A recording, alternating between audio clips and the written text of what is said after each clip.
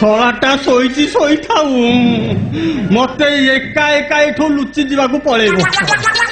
ନହେଲେ ଶଳାଟା ମତେ ଧରା ପକେଇଦବ ଶଳା ହଡ଼ା ଲାଗିଛି ନା ଛଡ଼ା ବନ୍ଧା ନା ମୁଁ ଆଗ କୋଉଠେଇ ମୁଣ୍ଡ ଗୁଞ୍ଜି ସାରେ ତାପରେ ସମୟ ସୁବିଧା ଦେଖିକି ମୋ ବେଣୁଆଟାକୁ ମୋ ପାଖକୁ ଆଣିବି ହେରି ନହେଲେ ଶଳା ସିଏ ଶଳା ମଦୁଆ ବିରଜୁ ଆଉ ସେ ତା ପୁଅ ବାଦଲ ହାତରେ ମୋର ଆଉ ଉଦ୍ଧାର ନାହିଁ ଏ ବାପା ମୁଁ ଶୋଇଛି ସକାଳୁ ସକାଳୁ କୁଆଡେ କଣ ଚାଲି ଯାଉଛ ଏ ବାପା ଏ ହାତରେ ସେଇଟା କଣ ପଦାର୍ଥ ଦେଖିପାରୁନୁ ଏଇଟା ଆଟାଚି ସକାଳୁ ସକାଳୁ ତମ ହାତରେ ଆଟାଚି ଏ ବାପା କଥାଟା ମତେ ଅଡୁଆ ଅଡୁଆ ଲାଗୁଛି କାହିଁକି ସେଥିରେ କଣ ସବୁ ଅଛି ସେଥିରେ ସିଙ୍ଗାପୁର କଦଳୀ ଅଛି ମାନେ ଖାଲି ଜାତକ ଅଛି ନା ମୋ ଜାତକ ଏ ବାପା କଥା କଣ କି କଣ କାଲି ରାତିରେ ତ ବୋଉ ମତେ ସ୍ୱପ୍ନରେ କହିଲା କଣ କହିଲା ବୋଉ କଥା ନା ମନେ ପଡିଲେ ମୋର ଉଠୁଛି କଣ ଓହୋ କାଲି ରାତିରେ କହିଲା ହଏ ମୋ ବେଣୁଆଟାକୁ ବାହା କରିବନି ଦେଖିଲ ମୁଁ କହିଲି ହଁ କରିବିନି କାହିଁକି କହିଲା କି ଯଦି କରିବା କାଲି ଯାଇକି ଜ୍ୟୋତିଷ ପାଖକୁ ଯାଇକି ତା ଜାତକଟା ଦେଖେଇ ତା ବାହାଟା ଶୀଘ୍ର କରିଦିଅ ସେଇଥିପାଇଁ ସକାଳୁ ତୋ ଜାତକ ନେଇକି ଯାଉଥିଲି ନା ଆଚ୍ଛା ବାପା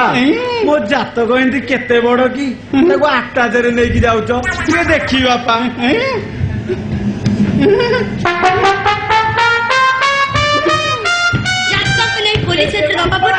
ବାପା ମୋ ଜାତକ କହୁଥିଲ ପରା ଏଟା କଣ ଏତେ ଓଜନ ହଉଛି ବାପା କଥା କଣ କି ଆମ ଘରେ ଓଇ ତ କେମିତି ଉତ୍ପାତ କରୁଛି ତୁ ଜାଣୁଥିବୁ ତୋ ଜାତକଟାକୁ ତାଳ ପତ୍ରରେ ନ କରି ତାକୁ ଲୁହା ପ୍ଲେଟରେ କରିଦେଇଛି ସୁନାରେ କରିଦେଲାନି ସୁନାରେ କରିଛି ରେ ମିଶେଇଛି ସୁନା ମିଶେଇଛି ଜାତକ ନେଇ ଜ୍ୟୋତିଷ ହାତରେ ଦବା ପୂର୍ବରୁ ତମ ହାତ ଟଙ୍କା ମୋ ହାତରେ ଧରେଇ ଦିଅ କଣ କହିଲୁ କି ତୁ କଣ କହିଲୁ ମତେ ମୁଁ କିଛି କହିନି ଆଉ କିଏ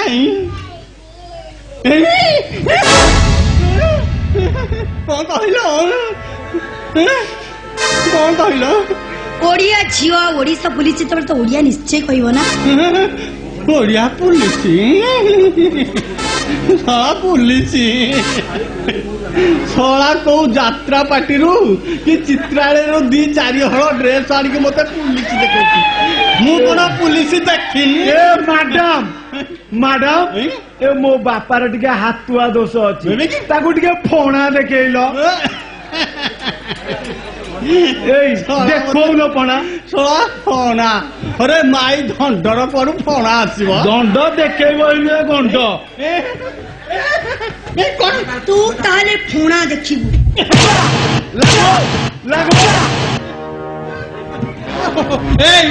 ପଟ୍ଟନାୟକ ସହିତ ହାତ ମିଶେଇଛି କିଏ ତୁ ନା ତ ସତ କହ ଚୋରି କେସ୍ କିଏ କରିଛି ତୁ ନା ତ ଶ୍ୱଶୁର ମ୍ୟାଡାମ ଏଇଟା ହାତୀ ତାକୁ କଣ ଏଲୋପାତିକ ଦଉଛ ଭଲ ହାଇବିଟି ଦଉନ ତୁ କାଇଁ ଅପଦାର୍ଥ ସେ ନୁହେଁ ତମେ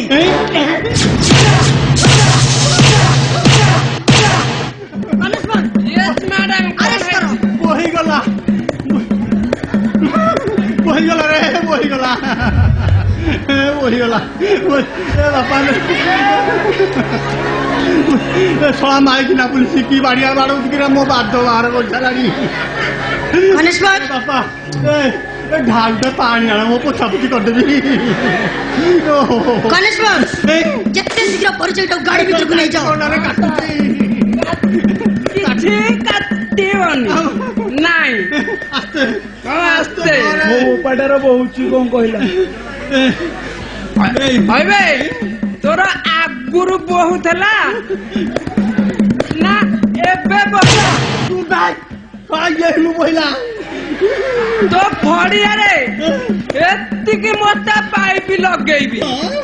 ମୁଁ ଦେଖିବି ତୋର କେତେ ବହୁଛି କେତେ ପାଣି ଅଛି 100 ଟଙ୍କା ନେବେ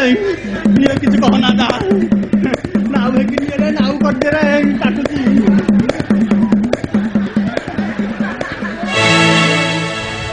ଅଶେଷ ଅଶେଷ ଧନ୍ୟବାଦ। ଆପଣ ଯଦି ଏମିତି ଅନେକ ନାଗରିକ ଥାନ୍ତେ ଆମ ଓଡ଼ିଶାଟା ପୁରାପୁରି ଧନ୍ୟ ହୋଇଯାଆନ୍ତା। ମୁଁ ଏଥର ଆସିଛି ବେଣୁ ବାବୁ।